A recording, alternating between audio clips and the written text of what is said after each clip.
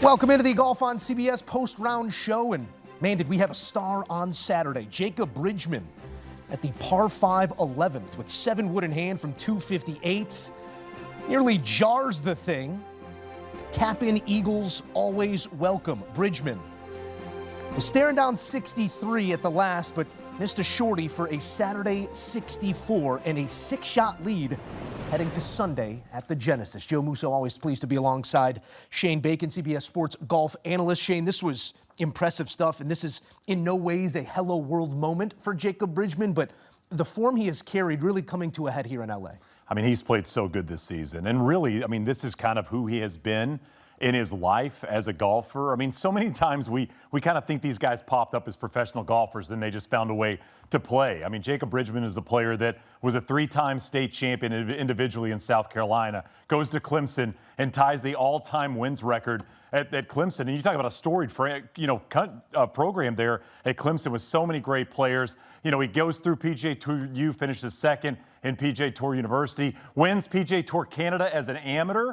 And then on the Corn Ferry Tour, I mean, spends a year and a half out there, gets to the PGA Tour in his second season, makes the Tour Championship. And you've heard of players talk about Bridgeman's abilities, how good of a player he is. Great ball striker, incredible putter. He's a guy, Joe, that has picked up distance this year. I think he's hitting 6 yards further on tee shots already this season. You're talking about, West Coast, soft golf courses already getting a lot longer as a professional golfer. Bridgeman is the real deal, and you're seeing it here at Riviera. In his third season, a T4 at Sony, a T13 at Amex, T18 at Phoenix, T8 at Pebble. So this is in no way coming out of nowhere. Jacob Bridgeman, 6 shots clear as we take a look at your leaderboard, where it is really a 2-man race.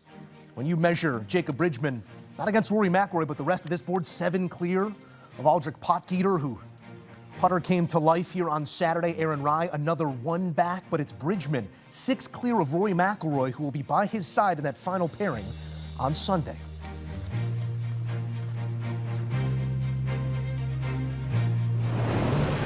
And for more, it is our pleasure to take you back out to LA, where the Masters champion Trevor Immelman is standing by with his thoughts on some spectacular play by Jacob Bridgeman on Saturday. Trev, this is an impressive culmination of the work that we've seen throughout the year. What did this day specifically mean to the grand scheme for Jacob Bridgeman as he announces himself to a greater audience? Well, look, Moose, he's been playing some brilliant golf for just over a year now, really. I mean, you look at the body of work in 2025. He made it to the Tour Championship for the first time. This is just his 3rd season on tour, so he's still really getting his feet wet out here, but having a bunch of opportunities to get a sniff on the weekends. And the start this season, again, just picked up where he left off. He's had 4 finishes in the top 20 last week. He was in the thick of it with a few holes to go until a couple late bogeys on 16 and 18. So it's been progressing. So impressed with him. I mean, to start the day in that final pairing, he's got the lead, or he tied for the lead with Penge, and to go out there with that pressure and then shoot the low round of the day, back-to-back 64s here at Riviera, that's some impressive stuff. And now he's got this huge cushion that he's going to have to deal with overnight. It's not over yet.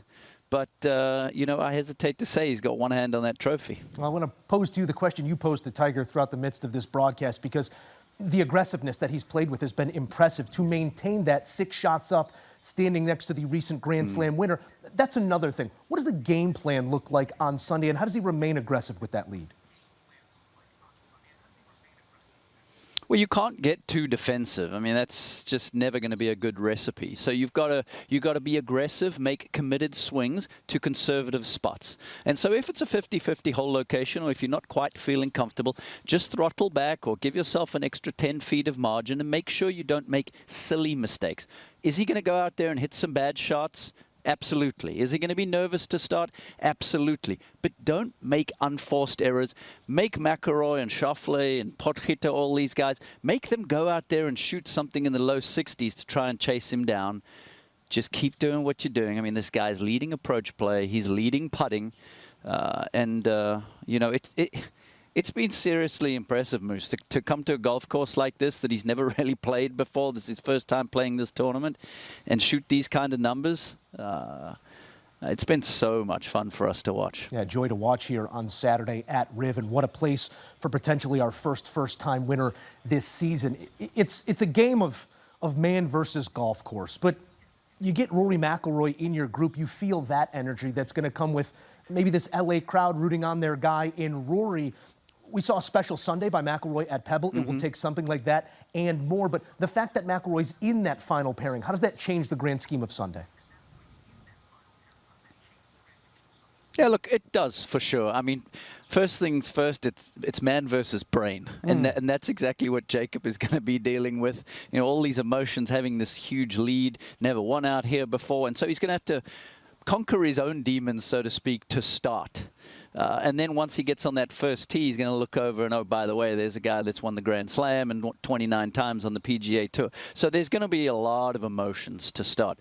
No doubt about it. Just needs to keep putting one foot in front of the other. But as far as McIlroy goes, he has to really throw caution to the wind and get off to a hot start. The first hole, like everybody knows at Riviera, is very gettable par 5.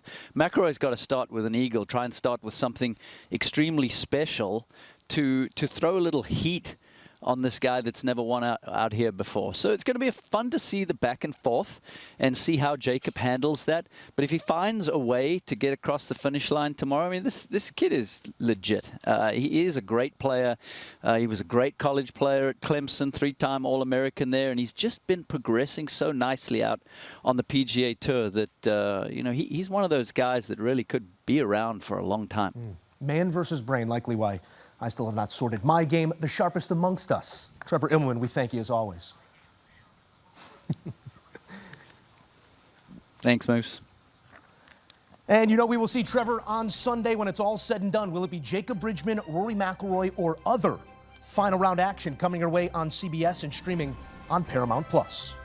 Back in studio, Joe Musso and Shane Bacon. And Shane, I feel like Saturday we measure golf, Sunday we measure man.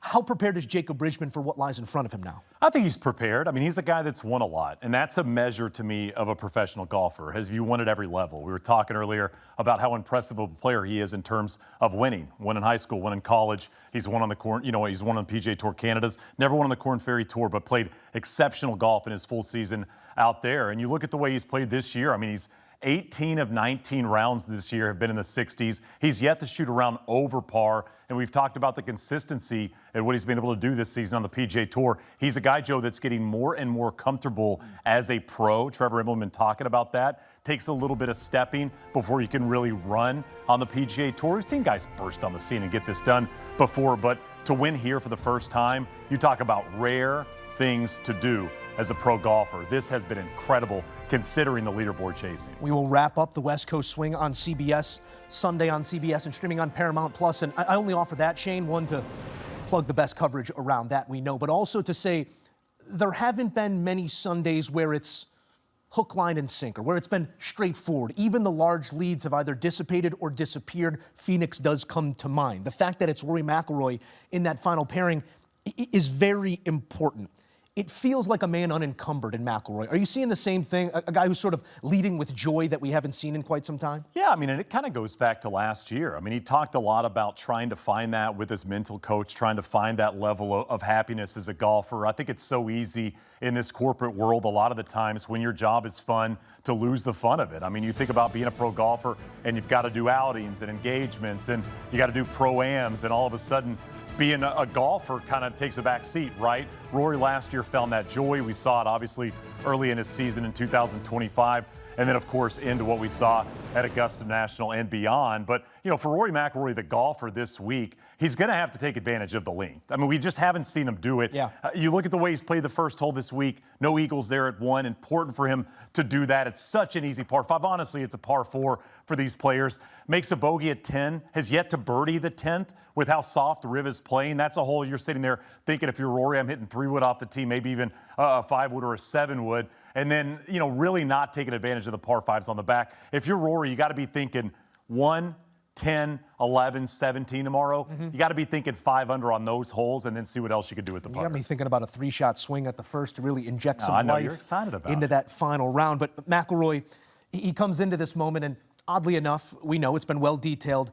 Some of the biggest names in our game throughout history have not won here at Riviera. McIlroy's on that list, and there aren't many unchecked boxes, let's call it, on the resume of Rory McIlroy. Where does Riv and Genesis, this sort of moment, rank on the unconquered for McIlroy? I think it's third. I think when you talk about what Rory has not done in professional golf, I think this is 3. I think number 1 is still winning at St. Andrews, and that's not just an Open Championship. Of course, next year he'll have an opportunity to win that Open Championship at St. Andrews. He came so close, obviously, a couple of years ago. I think number 2, maybe nearing number 1, is all-time Ryder Cup points leader. He's got a real opportunity at that if he can play in a couple of more Ryder Cups. And I think in terms of the importance of the Ryder Cup to Rory, that is as big as it gets for what he's able to do as in terms of longevity as a pro. I think Riv's 3. I think when you think about stuff Tiger never did and you can do, getting the trophy from Tiger at a place he never won, I think it's high on the list. I think it's the one event on the PGA Tour that he's still looking to tick off. We are so thankful to have the Cat in the booth for a good swath of coverage here on CBS on Saturday. We will see him on Sunday hand that trophy to somebody, whether that be Rory, Jacob Bridgeman, or others. Let's take a little ride down the leaderboard, however small these odds may be. Interesting golf, and Marco Penge does come to mind as this moment that slips through his fingers, it felt like, on Saturday. In that final pairing, the ball speed numbers through the roof. They still were, but a little wayward. How much of this was the bright lights for the first time shining on Marco Penge? I think a little bit of that. And I think we see a lot of players having to deal with this. I mean, you look at the scorecard, makes the birdie at 1 again. That's a glorified par 4 to these players. And then he started hitting it left, and he couldn't quite straighten out the driver. When you swing it as fast as he does and you get it going wayward, it's tough to correct it mid-round. He gets the birdie there at the par 5 11th. You feel like maybe he starts to run just a little loose. Listen, this is a guy, Joe, that's got a lot going on in his life right now. Yeah. I mean, he's moving to Florida. His wife's a week away from having their second child. Applying to country clubs. His mind is probably in other places right now. And I think the moment the golf gets a little loose, it's probably easy to go down those other avenues. This will be an important week, an important day for him going forward. This guy's an incredible player, 3-time winner last year on the DP World Tour, and kind of has those intangibles, I think, to get it done on the PGA Tour and beyond. I was thinking check off a win, maybe some of those West Palm invites come down the pipe, but that's... You'd get $4 million too if you win this week. That helps. The initiation fee's no issue. Always keep a blazer in your car. That's a little tip from me to you. Moose has so many blazers. You can never be overdressed, as we say, sans tie here on Saturday. We'll see how formal we get. We'll see if it is merely a more formality, for Jacob Bridgman on Sunday. This was a Scottie Scheffler opportunity lost, as they all feel like. It's his tour, it's his moment, unless he does something like he did on Thursday. That 10-hole span, once again, we're going to look back on it likely as he chases down another top 10 finish, seated at T22 right now, but only a couple shots out of that top 10 as we assess the scorecard of Scheffler coming home. It's the man we know and love. And I've asked you the question week after week about what's holding back Scottie on Thursdays. Let's sidestep that and look at what's out in front of him here on Sunday, because this top 10 streak, it's become something. It means a lot to many. What does it mean to Scottie? He can say it means nothing. Yeah. And he mentioned that last week. He said, I'm looking to win golf tournaments. I don't care about the top 10 streak. I think professional athletes, and especially professional golfers, when you think about 4-day tournaments, it's a long week. Every day you've got to be playing for something. Likely not going to win this golf tournament unless he goes out and shoots, something in the 57, 58 range, considering what Bridgman has done. Even with a bad round tomorrow, Scottie's not catching him. But I think for Scottie Scheffler, every day is setting a goal. And he's going out there and he's trying to play the best level of golf that he possesses. We know that's something in the 4, 5, 6 under range. Right now, even when the golf swing isn't as dialed, he can say it doesn't matter. I promise you, somewhere in the back of his mind, it does. And for Scottie Scheffler tomorrow, trying to find a way to creep into that top 10, maybe shooting 3, 4 under par around Riv, play like he did today, and he's going to do it. I keep thinking if golf was 8 rounds, he'd win every golf tournament. He really would. It doesn't matter what he does on Thursday. If these were 2-week tournaments, Scottie would literally win every single event that is played. That's how good he is, and that's how quick he can turn it around.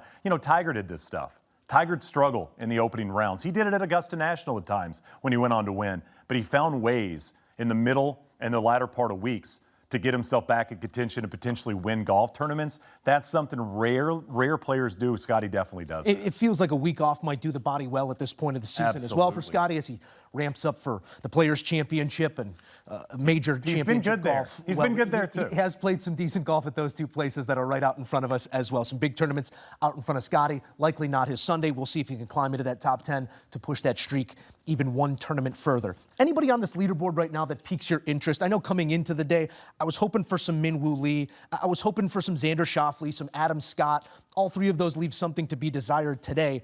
Not to question if there's a chance tomorrow, but what do you need to see from one of those guys to let you know they're gearing up for that run as well? Yeah, I mean, I think it's an interesting point you make about this leaderboard because this event is so decorated, and we always expect the best in the world to kind of get atop this leaderboard. And outside of Rory, most of those names that had a chance coming into today didn't really show up. And I think that's important not just for this golf tournament as we look ahead at Sunday. I think it's massively important for Jacob Bridgman. I mean, you don't have Rory and Colin and Xander and Scotty breathing down your neck. You got one of those guys, which is going to be stressful going into that final round. But I look at Aldrich Potgieter as a player that I'm very interested in the way he progresses and plays. This is a guy that I followed a lot on the Korn Ferry Tour. Massive amount of distance in terms of what he's able to do off the tee. And I think when the short game shows up, Potgieter is a heck of a player and someone that can win big events. I'm interested in what he does tomorrow under this level of light at this big of a tournament. If he goes out there and finishes in the top 3 or 4, even makes a push towards that top position, I think it'll be big for his year. Yeah. He's made a lot of changes, doing a lot of different things in terms of how he approaches the game. Potgieter's a guy I'm interested in see what he can do tomorrow. The stat profile projects like someone who carries 14 drivers, but the putter did come to life here on Saturday. We'll see if he could stay hot into Sunday. All right, let's zone back in here, top of the leaderboard. Rory McIlroy and our guy Jacob Bridgman, who sits 6 shots clear once again with that 54-hole scoring record, only 1 shot off of tying, 2 shots off of breaking that scoring record for the tournament at the Genesis. When you look at those two, an unencumbered Rory McIlroy who is not necessarily enticed to shoot at pins, but knows he has to take dead aim at pins. Does that change the way that you see Sunday playing out, the ultra aggressiveness that one will play with and the unknown of the other? Yeah, I mean, I think if you're Rory, you understand what you have to do. I think you know a number, that, especially on a golf course like Riv is playing today. I think the interesting part about Riviera, with the conditions we've seen this week, obviously playing a little softer with all the rain, Riv's not a place that has water everywhere. You know, you think about a Pebble Beach, and even Rory made a joke early in the week. He said there's no Pacific Ocean at Riviera to battle against, right? This isn't a place where you're going to make a lot of double bogeys with it being this soft. So I think if you're Rory, you have to understand what the golf course is offering for a guy like Jacob Bridgman. Right now, you kind of think about maybe the highest number Bridgman can shoot, and I'm thinking something 73, 74 maybe. So if you're Rory, you got to be thinking, what, 7 under, 6 under is the number you got to post. You can play aggressive. But if you're Bridgman now, what's kind of the mindset flip to? To me, it's Lanny Watkins. Lanny finished at 20 under. It's been the scoring record of this event since 1985. Go out there, shoot 2 under par, and if Rory shoots 61, you shake his hand and say, great plan. We will see if he can be caught or if it is a bridge too far. There it is. Sorry, I couldn't help myself. We're gonna try not to. Yeah. I knew it was gonna happen. Yeah. Shane Bacon, Joe Musa, we appreciate you guys joining us here on Golf on CBS Post Round. We got full highlights coming up after a quick break as we look at your largest 54-hole leads at the Genesis Invitational. It's Jacob by 6. We'll see if he can check that box in your right column as all 3 prior have.